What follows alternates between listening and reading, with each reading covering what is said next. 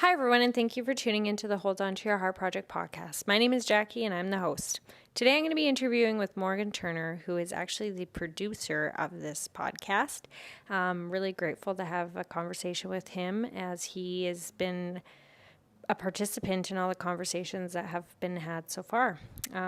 He's got quite a story, and he talks about his depression, he talks about divorce, he talks about therapy, he talks about, just trying to become a better ultimate version of himself. And I think he's got a lot of wisdom and really good words to share, and he's overcome a lot.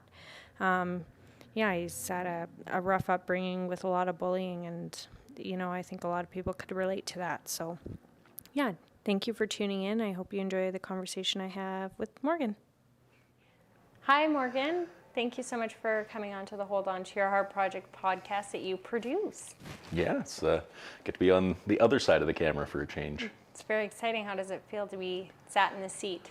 Aside from being wildly unprepared, it's pretty good. It's pretty good. I feel like it's kind of my part to also share some of my story as well, since I've been present for everybody else sharing theirs as well. It's only fair to jump in the ring as well. So, what do you get from the experience of listening to other people share their story? I've identified with a lot of the different things that people have talked about. It's stuff that either I've experienced myself or things that friends of mine have gone through as well, and some stuff that I had no idea about as well. So it's just kind of interesting to hear where everybody's been in that sense, and that regardless of what our individual struggles have been, that we've all kind of gone through a process of having some kind of a struggle one way or another, and kind of figuring out how to make it work. Yeah. What is there a story in particular that kind of resonates the most with you, or the ones that you've heard so far? I couldn't really pull one off the top of my head, but there's been bits of every single one. Like, I guess this is episode 9. The previous 8, there has been something that I've identified with in one way, shape, or form, whether it's been people that have dealt with being bullied, or people that have dealt with substance use, or people that have gone through like really emotional heartbreak trauma kind of things. There's little bits of everything. Awesome. Why don't you just start off by just sharing a little bit about yourself, who you are and what you do and what you're about? I have been in Cranbrook for 6 years now. I originally came from the coast, grew up in a small town out there, and moved out here with my now ex-wife, because this was where she grew up. So it was kind of a change of scenery and being closer to family for her.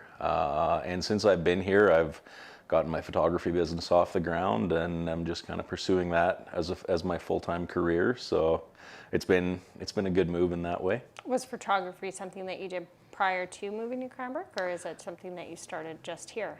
Yeah, I actually went to film school 20 years ago. Wow. And I was pursuing it as a side hustle, because I originally went to school for doing video production, but then switched into doing just photography stuff. So it's been a side hustle for years, but since Cranbrook has been when I've actually been able to go like full time. This is my only line of work. And how did it feel kind of taking that jump and leap of faith that this could be your full time? It's a lot. I work a heck of a lot more than a lot of people realize. Being in a smaller center as well, there's been a lot more work in trying to educate people as to why they should pay for a professional photographer, or what the value is, or why it costs as much as it does, especially with something like photography and video stuff being accessible in a lot of ways. Like, everybody's got a smartphone in their pocket kind of thing. But it's totally different than doing that professionally, and doing that with an intention to put together an ad campaign, or to try to make a video that tells a specific message, or that kind of thing. So there's been some struggle in that. And then just like starting any business, or being an entrepreneur of any kind, taking that risk that you don't know when your next paycheck is coming in. You don't know when you're going to get that next client. It's kind of feast or famine. Sometimes you're working 18-hour days for a couple of weeks in a row, and then you're wondering why the phone isn't ringing. What happens for you internally when that happens? When you're wondering if the phone's going to ring, or There's a small sense of panic, of just thinking like, oh shit. I hope I can keep making this work. I hope this isn't the end, because being in a small city, there's a much smaller market to draw from as far as potential clients and that kind of thing. But I try to just take it as an opportunity, because I try to be smart with my money as far as rationing it out, because I know it is kind of a roller coaster, ebb and flow sort of thing. But to try to take those slower times to either work on my business, to improve different systems that I use for, even just something as simple as like quote templates and that kind of thing, making it easier, or catching up on a little bit of personal time too. Sometimes I have to remind myself that just because it's slow work-wise doesn't mean that I'm not succeeding. And that, okay, that means that I could actually sleep in that day, or I can go paddleboarding or go for a bike ride or take my dog for a walk without worrying if I'm supposed to be at the studio doing some work or that kind of thing. totally. It's really easy to get into that rut or groove of just work. And then when that stops happening, it feels strange, whereas that should actually feel normal. Like, oh, I actually get time off. I can be a human today. Do you feel like a sense of guilt when you're not kind of producing and working, and you are trying to take time for yourself? Yeah, there is that, especially with having, kind of living with the societal expectations of what typical work days look like, or what work schedules are.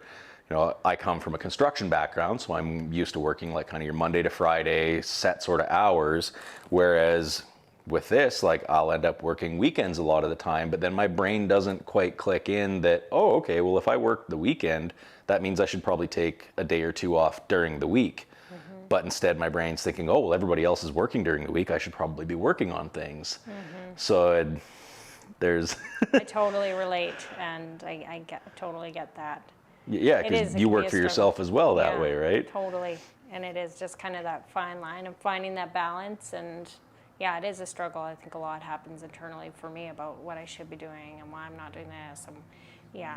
So good for you for, staying the course and doing it. And it is hard work to be self-employed. And you've done something super successful. So you should be really proud. And you got your name around town. I see it all the time. And if anyone's looking for a photographer, Morgan Turner, he's your guy. Yeah, it feels pretty wild. Like, I'm in my 5th year of doing this now. Like, I had my fourth anniversary of being self-employed back at the end of April. So, I'm a couple months into doing this full time, and it still doesn't feel like, I've made it in that sense. Like, I still feel like, oh crap, am I going to have enough money? Am I going to make real person money? Because when you take care of all of your deductions and all of that kind of thing, my income on paper, although I'm surviving, like, gotta work on that. So it does. I think it just takes time, and it's a slow crawl, and it's kind of that like short-term pain, long-term gain.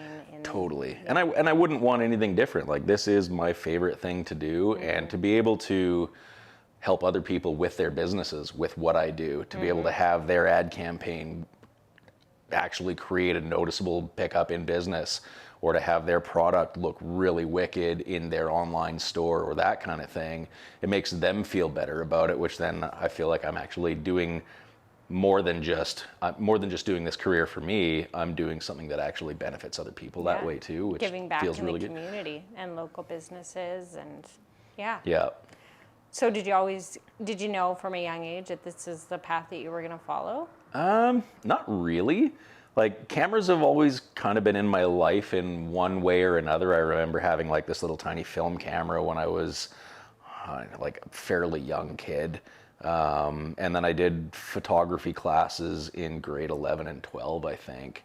And it was kind of from there that I was like, okay, like this might be something that I want to do. I was really big into like BMX and snowboarding and that kind of thing. So I originally wanted to make like extreme sports videos. So that was my pull into going to film school, and then kind of going from there. So I guess, yeah, from probably my late teens, give or take, mid In a late way, teens, I yeah. kind of had an idea that I wanted to create imagery in one way or another. Well, from the minute I started this project, I came to you. You were one of the first people that I sat down with because I knew that you had a story and you were vocal in sharing your message, and I didn't feel like you held back in opening up, right? And I felt like you had this kind of sincere vulnerability about you that I really admired. So when I was like, I want to start a podcast, who could I get to speak? And then I thought, oh, Morgan, right? And we know each other from the gym and maybe just around town. And I think you did a few portraits for me. So yeah, we sat down and you said, well, I'll film it. And I Yeah. was so shocked and surprised by that, and super grateful, and still am. And yeah, so I guess I'd like to know, like, just your inclination for just like your desire to be involved. And yeah, maybe you just want to share like what drew you into wanting, from the kindness of your heart, to film such a thing. I think the biggest part, like aside from it being fun to be able to put together, the lighting setup and have the cameras going and like actually make this, it's kind of a fun creative project. But the other side of it was just wanting to provide an opportunity for people to talk about what they've been through and how they've found a way for their experience of kind of have that like catharsis of kind of taking the power away from it by being willing to talk about it. Like take the shame away from things you're willing to talk about, sort of thing. And then on the flip side of that, because they're able to share their message and show people that they've kind of taken their power over that other people who will be listening to this podcast from a distance, watching it on the internet, that kind of thing, that it'll probably create a ripple effect for other people that are going through traumatic experiences or trying to find a new way, trying to reinvent themselves, trying to overcome anything from substance abuse to depression to whatever it is, that this is a platform to be able to show hope to other people as well. So it was kind of a threefold sort of thing. Fun to make something, awesome to be able to provide a platform for people to talk about what they've been through and how they've gotten through it. And then for other people to experience that and go, oh shit, I'm not alone. There's other people that have been through this, or have a realization, oh, I didn't even think about trying that for being able to fix this problem. Just to help people, really. Yeah. Well, your services are definitely greatly appreciated, and yeah, I'm so glad that you took that leap and wanted to be a part of such a thing. And when I ask you when I say hold on to your heart, what do you think of? I think it's got kind of like a two-sided thing for me, because the main one being like to hold on to my heart, as in like pick it up, carry it along, protect it. It's time to hold on to my heart, do what's good for me, and kind of like picking up your shield in that sense to protect yourself. Where I want to be courageous for myself, to hold on to my heart and get through whatever problem it is, because I know that as long as I have myself and I can keep working through things, I can find new tools. Hold on to my heart, carry on, just keep going. As long as I've got this close to me, then I'm good. And the other side of it has been kind of a more recent discovery of being far too willing to give my heart out. Because throughout my life, I've always had a tendency to be a people pleaser, to kind of have feelings of low self-worth because of how I was treated when I was younger and that kind of thing.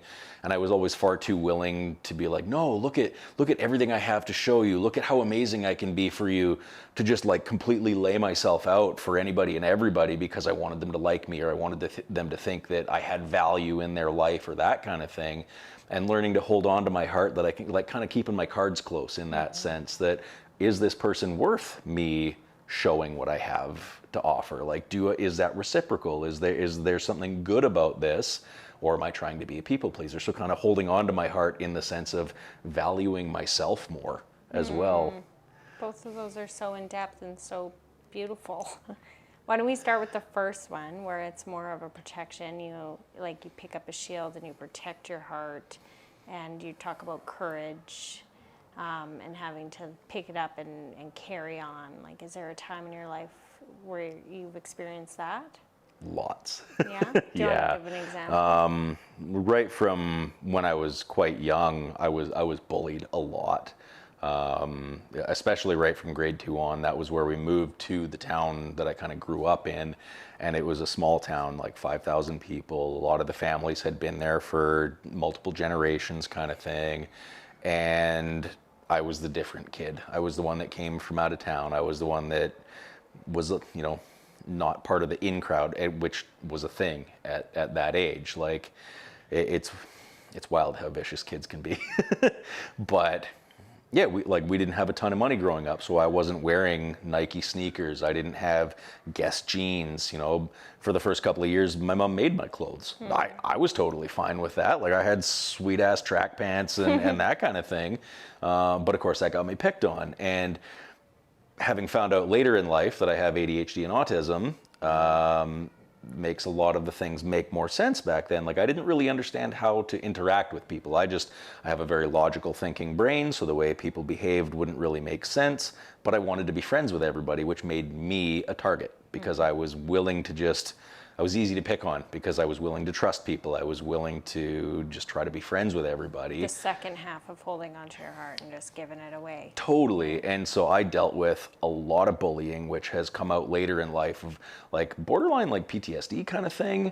How does that show up? Because I couldn't go anywhere without feeling unsafe for the majority of my youth. The town that I grew up in, like, I'd be riding my bike through town and there were people from the high school like throwing glass bottles out of their vehicles at me.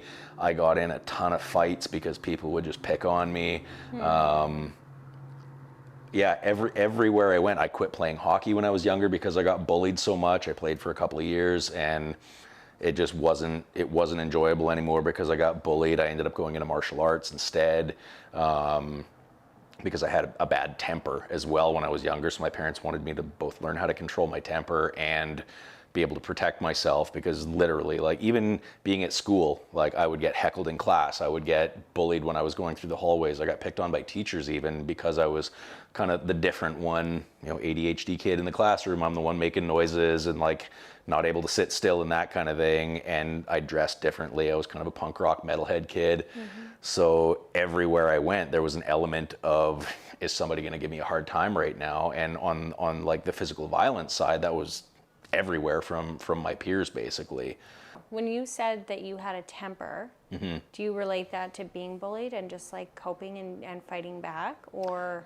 Yeah, and I think partially because of maybe the autism side of it, that like I would be really, really patient with people. I wanted to care, I wanted to be kind, and I would get pushed to a point where I just couldn't take it anymore and I'd lose it. But a lot of the time I wouldn't take it out on people. Like, I got nicknamed fence fighter for a number of years because I would get picked on so badly that I would run away from kids and I would just go punch and kick chain link fence across the playground because I didn't want to hurt somebody. And so then that gave me the fence fighter nickname, and I got teased about that. And I had a few incidents because I would always try to avoid a fight. I never wanted to get into an altercation, but every time I did, I ended up hurting somebody really bad. And then I would feel terrible about it because I didn't want to fight in the first place, and they would push me to a point where that would happen. I would lose my temper and beat the shit out of somebody, and then I would feel double bad about it because all of everything that had happened. And so that was a big part of my youth. Like, I remember I was stuck under a dock in the river at one of the local swimming spots because kids on the train bridge goes across the river were throwing rocks at me for what felt like forever. And here I had to swim underneath the dock and like hide under there until they finally got bored and left. It definitely sounds like things that would contribute to PTSD or post-traumatic stress. Which I've recognized because I started going to therapy just about a year ago now, actually, last August. kind of following my divorce and that kind of thing, and just realizing I needed to get some help. But through more introspection that's kind of come about from therapy, I've realized that I have some of these triggers. Like I would hear a vehicle coming, even at 40 years old. I would hear a vehicle coming, and I could feel like tensing up a little bit, like, oh shit, is this going to be an altercation? If people were like looking at me as they drove by, I'd be like, oh, like, are they after something? Or like if a car stopped, like, I'm out walking my dog in the evening and a car pulls up, even though I know I'm safe, there's this little tweak in the back of my mind that goes, oh shit, are these people that want to come after me? So is it kind of more mental, or do you have a physical response to that as well? I have a physical response to it, yeah. And it's more the physical that sets off the mental. Like I have this like kind of like the hairs on my back start, the spidey senses are tingling kind of thing. And then that's where my brain goes, oh shit, the body's picking up on something, what's going on here? And so I've been actively working on trying to remind myself, hey, you're not that little kid anymore. You don't live in that same town anymore. It's a different time. And trying to work with my body to be like, it's okay. Like we don't have to feel this anymore. But it's taken a hell of a lot of practice to make it happen. And what kind of like things do you do? I think you said you talked about counseling there as a way to kind of heal. Is that like predominantly what you go for, is kind of the occurrences in your childhood about being bullied and what it's kind of left you with, or? Well, I initially started going to therapy because I was so depressed I wanted to kill myself. Following my divorce two years ago now, just about 2 years ago anyway, I really struggled with a lot of things afterwards. I felt lost. I felt like I had lost part of my identity. I didn't know really what was going on. I felt like my life kind of really fell apart. I didn't have my house anymore because we sold it in the divorce, and all sorts of different things going on. But I kept trying to push through because I've always just been there for myself. And I came to a point where I was riding my motorcycle down the highway, and like I've been having all sorts of suicidal ideations for several months, but I had a bad day, and I took a ride up to Invermere, like an hour and a half away kind of thing. And I remember riding on the highway on the way back and like actually contemplating taking my helmet off and just riding into the front of a big truck to just be done with it, because I was so over it. I wasn't making any progress. It felt like I was just constantly swimming up current. Even though I was trying to think about what I wanted to do to make my life different, I just couldn't figure out how to make it work. And it was at that point that I realized, well, if that's the option that I'm looking at, maybe it's time to just ask for some help, because I clearly can't do this on my own. And that's what you did. Yeah. I'm so glad. Which was, it was a big thing, because I've always, especially with how much I got picked on when I was younger, I had to learn how to be my own friend from the beginning, basically. Well, you just said it too. You said, I've always just had myself. Yeah, if nobody else, I knew I could always rely on myself, because I couldn't count on anybody else really. Like my parents would be there for me and that kind of thing when I really needed it, but it wasn't quite the same, and they weren't there all the time. Did the divorce then too just really trigger that and like re-solidify that for you? Did you want a divorce? No, I didn't. But I also recognized that the relationship was in a very unhappy place, and that there wasn't really any way for it to be better. Yeah. And so I accepted that. It was my ex that didn't want to be together anymore, but I also accepted that, and it was mutual. Like when it came to us actually splitting up, it wasn't like one was like, no, I'm out of here, and the other one was like, oh, please. It sucked, because I did want to work it out, but I also knew that wasn't a reality. So what else do you do? And so that kind of then triggered the depression, and to the point where you...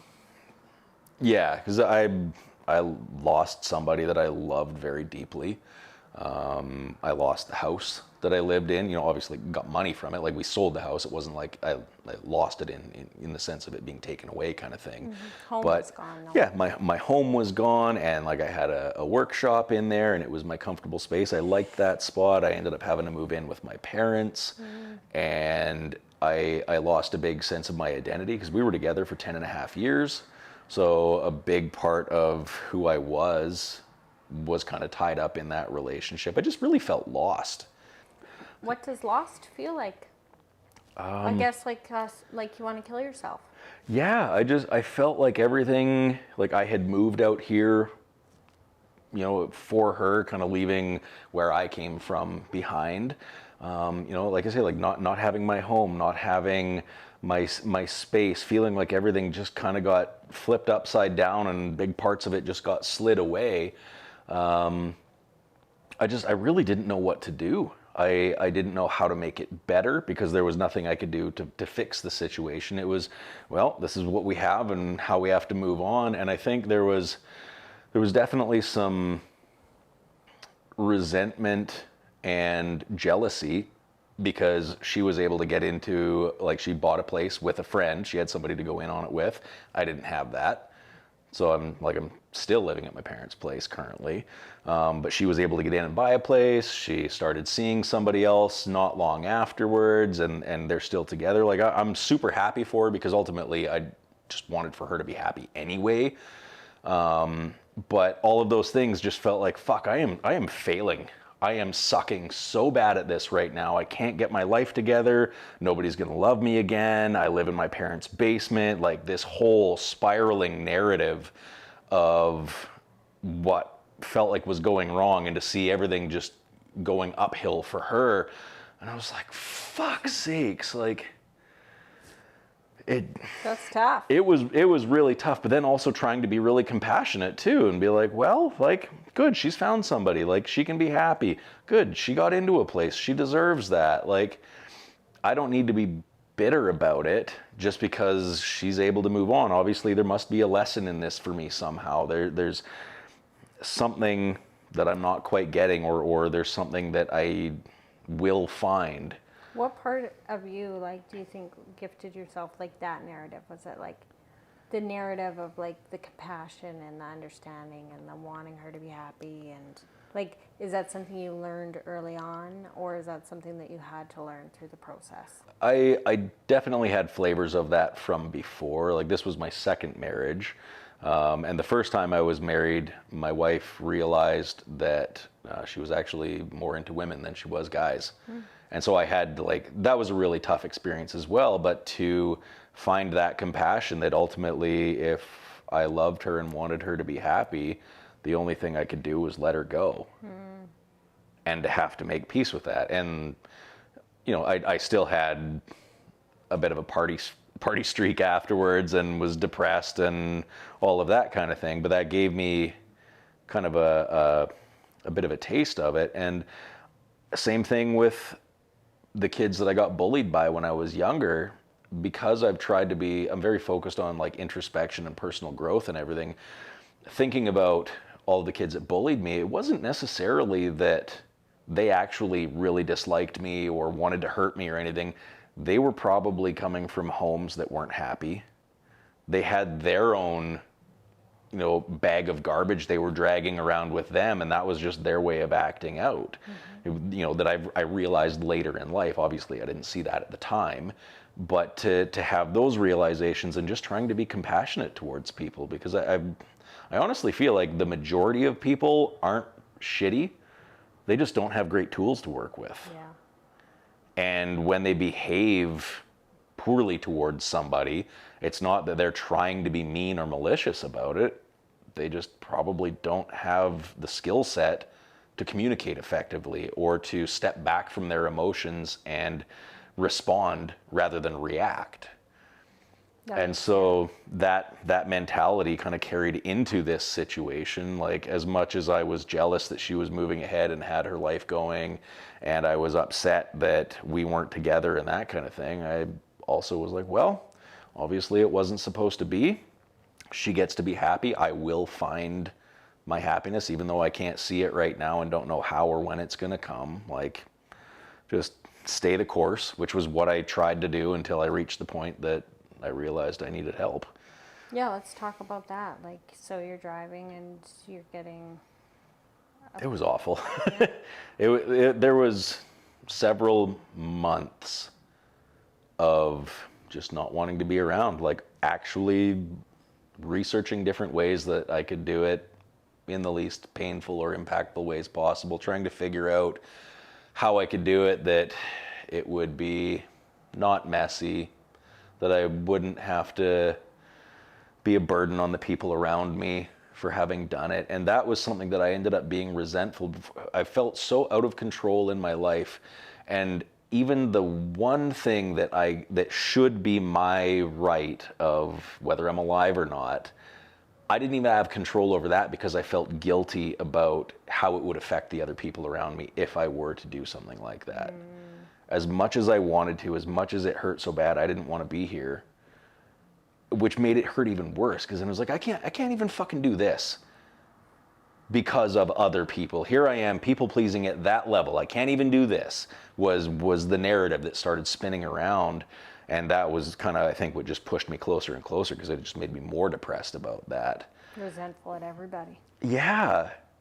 But funny enough, my business was the thing that kind of kept me anchored through a lot of it because I've wanted to do this for so long. I've put so much effort and invested so much money and time into getting to where I am that way. I didn't want to screw it up by completely going off the rails, by just being a drunken mess for weeks or just losing it, basically. That was my anchor point, was don't screw this up. Just keep going. People trust you. Like you're doing the thing as much as you're fighting everything else in the background. Just keep going and don't let on, which was a major struggle as well, to try to keep putting my mask on every day, that no, I'm fine, everything's good, yeah, I'll meet that deadline, I could do this, whereas on the inside I just wanted to die. It was hard. It doesn't sound nice. No, it wasn't. And going to counseling made a massive difference. Yeah, so when you asked for help, what did that look like? Like, did you just knew that you need, sorry, here, I'll do this. You just knew that you needed help, obviously, from where your mind was at and what was going on around you, and you asked for it, and how did that look? Yeah, I just, and it wasn't even so much that I realized I needed help, it was just that I acknowledged that I couldn't do it alone anymore.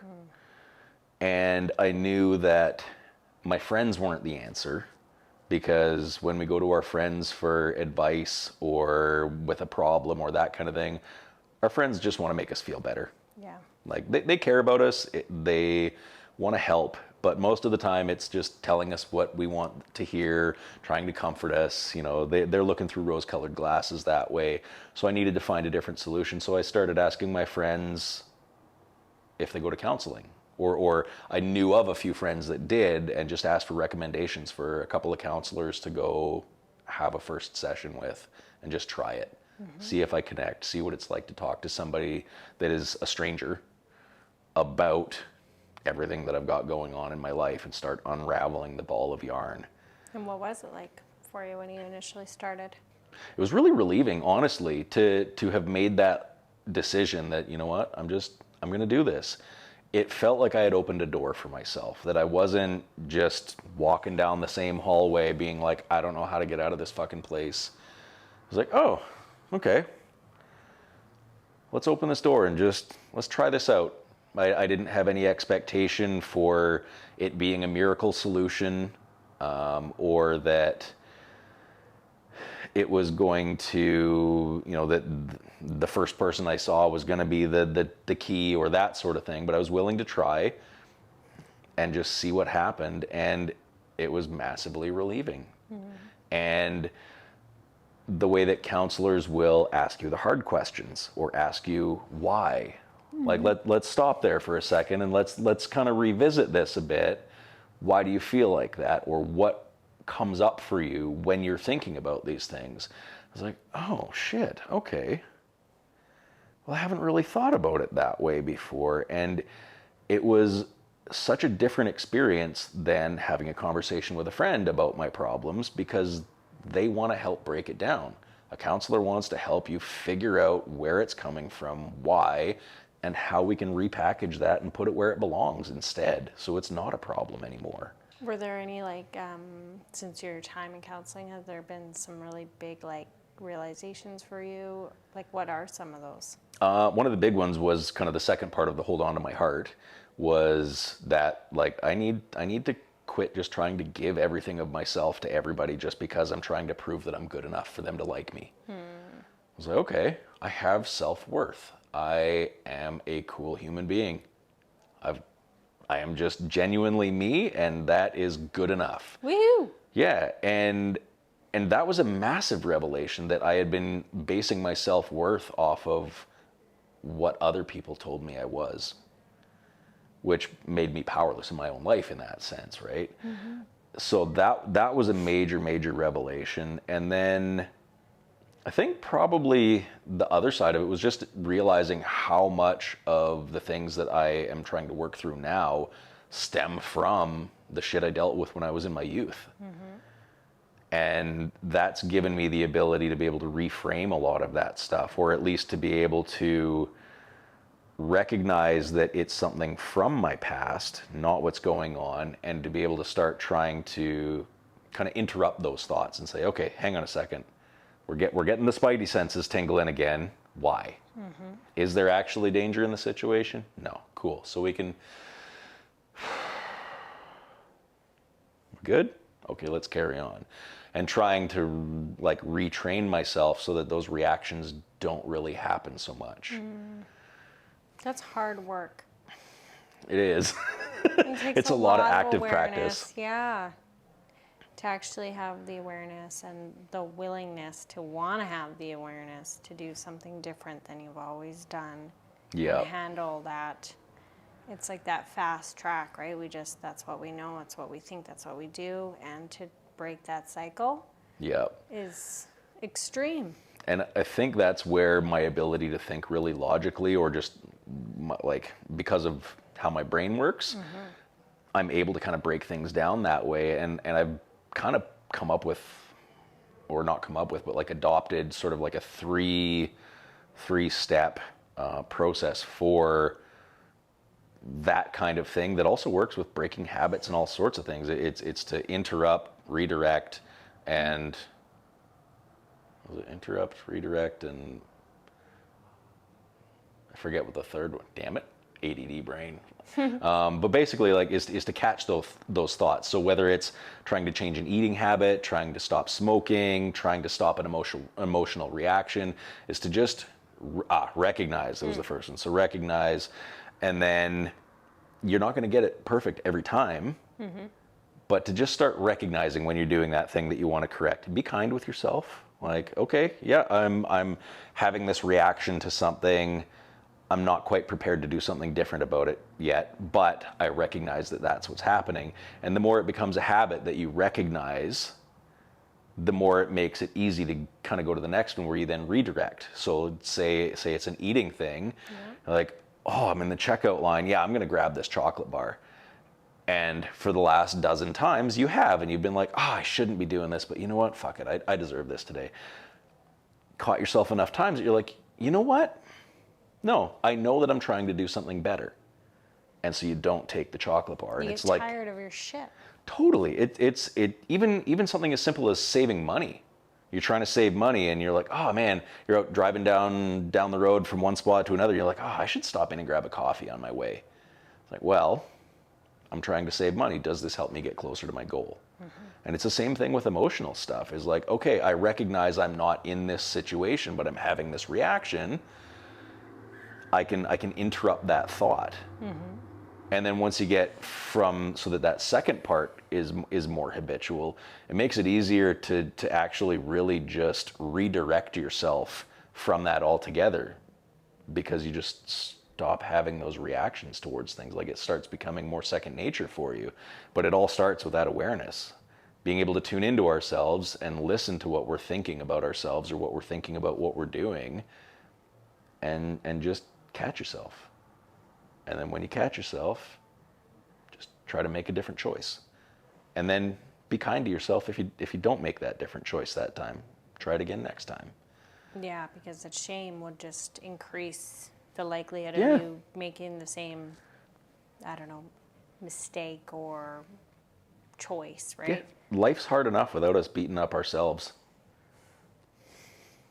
And we should be compassionate towards ourselves. How do you find self-compassion for yourself? It's getting better. I've always had very high standards of myself because I know I'm smart and capable and I can figure things out and I should be able to do whatever I put my mind to.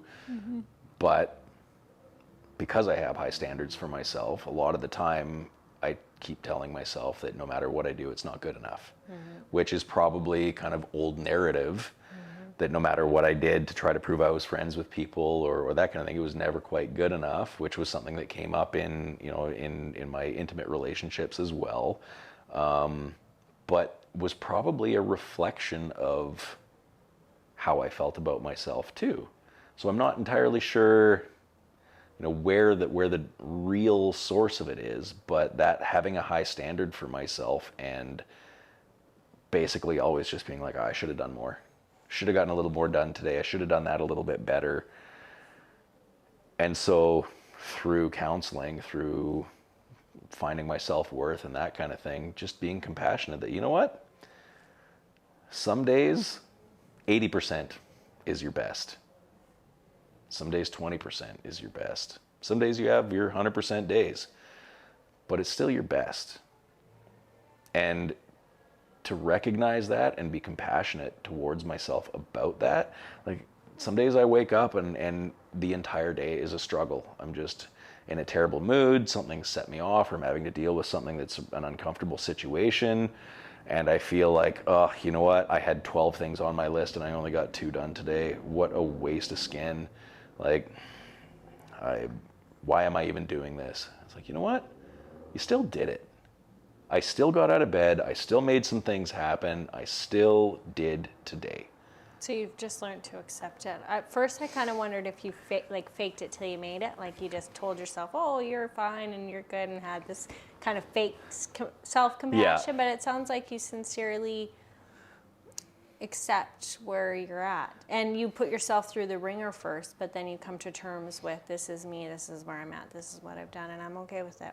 Yeah, and it's taken practice because it did feel like fake it till I make it to begin with. Yeah. Having to just be like, oh, well, that was all I could do today. Yeah. But it didn't feel like that. I was just telling myself that. But with habit and practice, basically, it's like, okay, yeah, actually, you know what?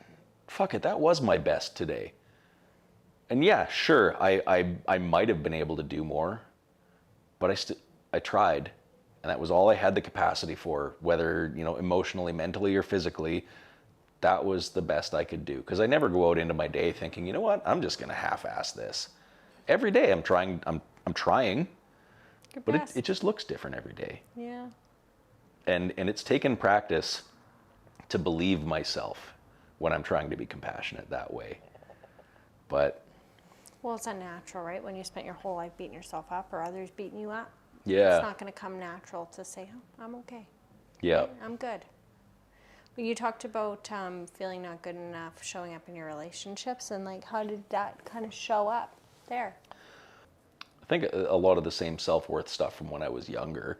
But would you like react in relationships and I was just willing to put up with way more than I should have. And I believed that trying to fix the other person or trying to show them that it could be better was how I proved my worth, rather than, this is who I am, I know I'm a good human being, what do you bring to the relationship as well? Like, I will be my good self to you, but what do you bring? Instead, it was, oh, you're not happy enough? Well, shit, I must be doing something wrong then. Okay, well, let me change this. Let me try to do that. Let me do more for you. And it was basically just trying to give everything that I could to make the other person happy, or to show that I was good enough, or that I was different than the last guy they had dated, or that kind of thing, when really it was their own stuff that they should have been working on. But I didn't recognize that because I believed that it was me. I wasn't good enough, so I needed to keep working harder. I needed to keep trying a little more, because maybe if I just did this next thing, then they would feel that much better, or that would fix this thing. And that, like, for intimate relationships, that was my major downfall, was just not having self-worth that way, and to be willing to put my foot down and be like, you know what, maybe this doesn't work for me. That's kind of where now you've kind of landed, right? You're Yeah. more curious about what someone else is bringing, and Totally, because it does need to work for me. I'm not into a relationship to just prove that I'm going to be a good partner for the other person. That's very one-sided. that's wise, yeah. So yeah, that's been something that's come up over the last year through working on my shit. Is, oh, okay, the relationship is two-sided. There's got to be some good in it for me too. And if there isn't, if it doesn't feel like it's a good fit for me, that doesn't mean I need to try harder to make them like me more. That means that maybe I need to say, oh, maybe you're not the right fit for me. And have you had experience having to tell people that they're not? No. No, Not I quite there yet. yeah, I don't know whether it's a fear of getting back into the dating pool, or if it's that I feel like, because I've got feelings of being somebody who might be hard to date because of my lifestyle and the way that my brain works. You know, I listen to punk and metal, and I'm into like snowboarding and mountain biking and all that kind of thing. So kind of more like extreme sports kind of things, and you know, the way that my ADHD brain works, and like there's a lot of things. You know, my sense of humor, different stuff like that. Like, but that could be just my own made up narrative that, oh, well, I'd be hard to date. You know, we also live in a small city. It's like, so the dating pool is kind of small. I'm not your typical, like, holding the fish in my profile picture and listening to country music on the weekends kind of person. I think there'd be a but lot I of think- people that would admire that. Maybe. But I think I am still kind of scared to get back into it, to open that door again, which is something I'm working on, but also something that I'm willing to admit too. Like, it's scary to open that door into knowing what amount of hurt I've gone through to open the opportunity for that, but also trying to figure out what it even looks like to date again and how that works, especially with what I know now and how I'm working on myself and all of that sort of thing. It just feels so alien that I just don't even really know where to start. Maybe it's just not the right time. And that's what I'm just trying to take it for, that obviously if I'm not, you know, out there hunting for a partner, it means that it's not really a priority. Because like the whole online dating thing is super weird. I'd way rather meet somebody organically doing something that I enjoy, or that kind of thing. But yeah, it just doesn't really I feel like I need to get my own shit together before I can work on trying to make something with somebody else, I guess. When you talk about your ADHD brain and like why that might be a hard bit of you in regards to being with someone else, like what would it look like? Or Well, knowing that I have tendencies to like hyper focus on things. So like if I get into a project that I'm really excited about working on, I can sit in front of my computer editing for hours and hours. Or like when I had my wood shop, I could get into something and just be hours and hours of doing something. So, and my attention span for things sometimes, like I do my best to be very engaged when I'm talking with people and that kind of thing. But I also know that I can be very scatterbrained. I can get lost in things for hours, forget to eat, all of the common ADHD stuff. So for somebody that is neurotypical, they might have a hard time, unless they are kind of aware and understanding and compassionate about that, they might have a hard time and get frustrated. Like I know that was an issue in my last relationship. So that could be a challenge as far as dating somebody, if that didn't work for them, or they didn't want to figure out how to work with it in that sense. But I think a lot of it's like a kind of a made up protective narrative in that sense of like, oh, if I'm hard to date, I don't have to get into dating yet, you know? yeah, well, you wonder, right? I don't want to call you on your bullshit here in the podcast. It's Yeah. your story to share and your message, right? Yeah, But you're the kind of man that's going to do the work, and you're going to figure out the answer to that, right, in your own time, in your own space. And I think it's good that the podcast isn't about having people sit here that have completely figured it all out. Well, it's never. When you're connecting with someone authentically, like, you don't have to have all your shit figured out, right? You can just be honest and real, and we're just people, and we're just day by day trying to figure it out, and what what may be true today might not be true tomorrow, right? And there's like, it's not all black and white, and there's a lot of room for gray. And yeah, I just trust that you will search for the right answer for you today, and you're not going to be doing it for someone else. You're doing it for you, it sounds like, right? And that's the beauty from where you may have used to stand and really,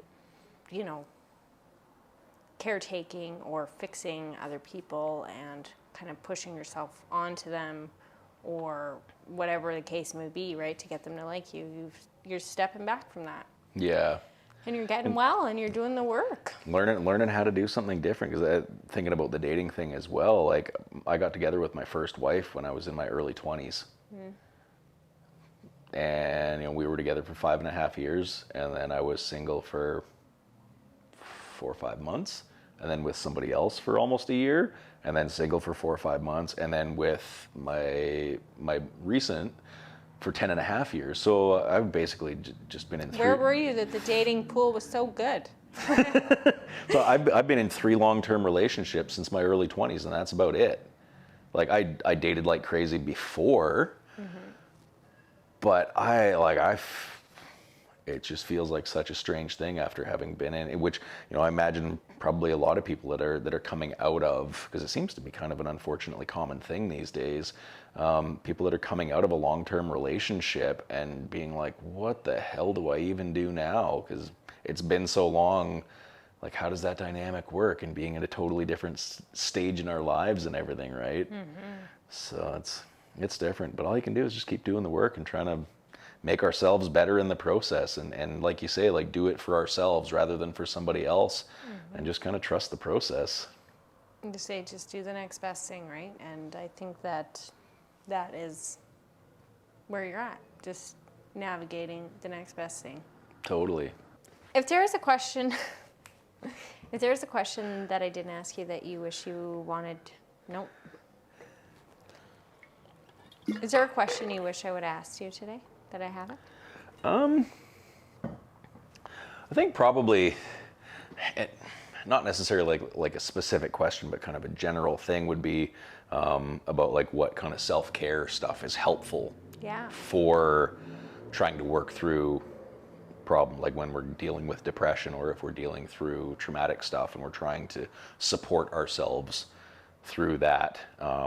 Therapy is obviously a great thing to go see a counselor, but journaling is an incredible way to just get the thoughts out of your head. And I had a bit of a challenge with journaling to begin with, because I felt like it needed to have some kind of structure or format, or, oh, I don't know how to do this right. But I figured out that it's just literally a brain dump. So I've had times where I'm writing a letter to somebody that's just literally getting things off my chest that, like, I would love to say to this person, but I know it's not going to change the situation or do any good, but I can write that letter and get that out instead of having to call them up and yell at them in their driveway kind of thing, to be able to get that out, or to just, have a recap of your day, or to write an inspiring message, like whatever it is that you need to get out, just get it out on paper, because then it's not rolling around in your brain. That's been really great. The physical health side of things, like get enough sleep, drink enough water, eat some decent clean foods, makes such a difference, because I've flipped on back and forth on that, and I can notice when I start feeling really crappy, it's like, oh, okay, yeah, I've been not getting enough sleep, I haven't gotten any exercise in a couple of days. Flip around, get a couple of good nights sleep, get a little bit of exercise, eat some salads, things like that. All of a sudden, hey, my general mood picks up.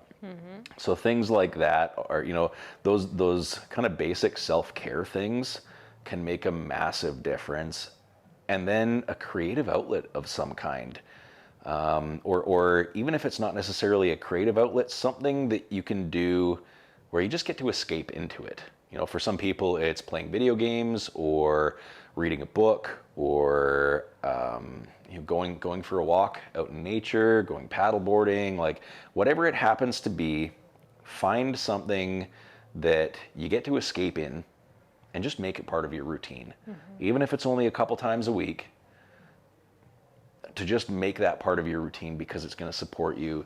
And when it comes to having one of those really shit days, just go do that thing, because you're not going to get any further ahead by continuing to try to push through when you feel terrible. Just say, you know what? I'm tapping out. I'm done for the day. I need to go for a walk, or I need to go make a cup of tea and sit on my porch and read my book. Like, just let your brain quiet. And It sounds cliche, but it's so true. I think it's like the flow, right? Like you find your flow and you find a thing that you lose track of time and you just escape doing it. It's not like, yeah, you can really sink into it and you're at peace with it. totally. And like even meditation is something really great for that. And there's lots of really good meditation tracks, guided meditations through apps, or even just like on Spotify or YouTube or that kind of thing, where you can just put some headphones in and just listen and just breathe. Like, do something that gives you an opportunity to just like let go. Yeah, melt away, have that little bit of a reset, and then reapproach. Yeah, I think that's probably the biggest thing, is just that self-care stuff. It makes such a difference, especially when we feel like we're dealing with a whole bunch of really heavy things and every day is just work and it's a struggle. Like, those little things can make such a difference. What would you tell someone who doesn't think they're worth self-care? Oh, yes, you are. 100%. We are all worth feeling good. Everybody deserves to feel good. And if you feel like you're struggling finding something like that, ask a friend or do something with a friend, you know. And if you feel really lost and alone, there are still options out there. You know, like, you can escape in a book, you can, a movie, anything. That, I think the biggest thing is just remembering that you have yourself and that you can keep going. You can hold on to your heart.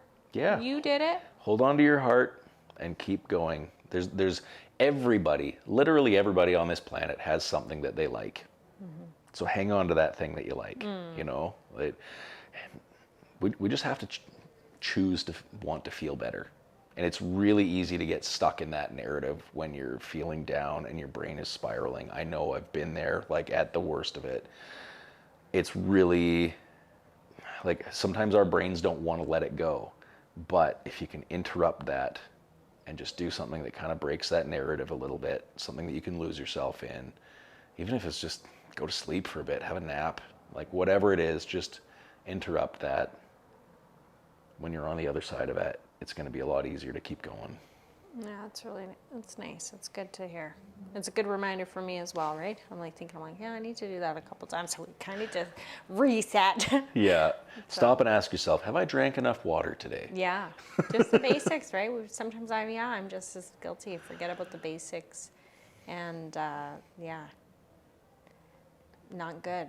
Not a good result, right? Yeah. So, want better results, you got to put in more effort and Yep. more care. And I think that's one of the challenges with it is it does take some effort, but the effort's worth it. Like, it takes work to pay attention to your thoughts, to try to interrupt those thoughts, to try to make better choices. Yeah. But that whole sentiment of choose your hard, like, it's hard to live with depression, but it's challenging to learn how to work with it. But you can. Pick your hard. Yeah, pick your hard. You know, it's hard to feel out of shape and unhappy with your body. It's hard to go to the gym on a regular basis, but going to the gym makes us feel better. It's the same thing, you know. And when you open those doors, I feel like, or you allow yourself to do the things that you don't want to do, like you probably going to counseling, you open the door and just more flows in, right? Yep. You just opened up the horizon a bit for yourself, and yeah. And I think a lot of the time we end up finding out that it's actually easier than we thought to, or feels better than we thought. Because being on the outside of the door, it looks scary or challenging to try to do something that's going to make a difference. But then we take that first little baby step, and it's like, oh, well, shit, that wasn't that bad. Okay. And it's just reminding yourself, okay, it's going to get a little better each time. Every We're not time. necessarily going to have some monumental wave of change. Maybe you will, but it'll get incrementally better. It's just a matter of taking those baby steps to start and just consistently taking those steps. Yeah.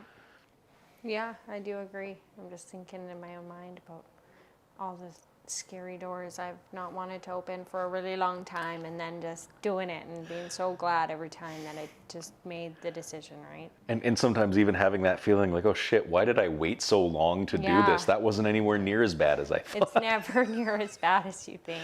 Having that conversation or signing up for that thing or deciding to try something new. Quitting a job, getting in a relationship, leaving a relationship, like whatever the case may be, right? Yep. You know, trying something new, painting, like picking up a book, like whatever. Yeah, and who cares if you suck at it to begin with? Like, whatever. We all do. If you enjoy it, or it makes you feel better, or it brings you some joy or relief, who cares? Do it.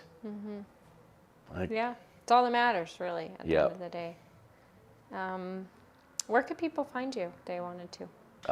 you can check out on social media. I'm at mturnerphoto. Yeah. And my website's mturnerphoto.com. I try to use the same thing kind of most places. So Facebook, Instagram, Yeah, website. Facebook's a little bit different. It's mturnerphoto.com, like writtenOut.com, because somebody had taken the name and it was inactive long. Wasn't expecting Silly that. thing. Yeah, it was a pain. But yeah, everything else like TikTok, Twitter, well, I guess it's X now, Instagram, all that. I mostly just post on Instagram and TikTok. Okay. But yeah, Turner Photo on both of those. Sweet. Awesome. Yeah. And yeah, I mean, I kind of said it at the start, like really appreciate you producing the podcast, and it's been a pleasure to speak with you today. It's been a long time coming. We sat here, we set up the mics initially to see how it would all lay out, and now here we are, I think however many months later. Yeah. Half a year later kind of deal. It's wild. It's pretty cool. Yeah. So yeah, thank you so much, and I look forward to doing more episodes with you, and really appreciate your contributions to the project and just sharing your message here tonight. I think that you shared a lot that will help somebody. Helps me, honestly, just having the conversation. I feel less alone because I'm like, oh yeah, like, oh yeah, right? Yeah. So yeah, I think the job is done. Right on. Well, been a pleasure. Interesting being on this side. Woo! Hey, I'm Morgan. I'm the producer of the Hold On to Your Heart Project podcast. Thanks for tuning in to another episode. If you'd like to find out more about what we're all about and check out other episodes, you can find us at holdontoyourheartproject.com or on YouTube and Instagram at Hold On to Your Heart Project. Thanks for stopping by.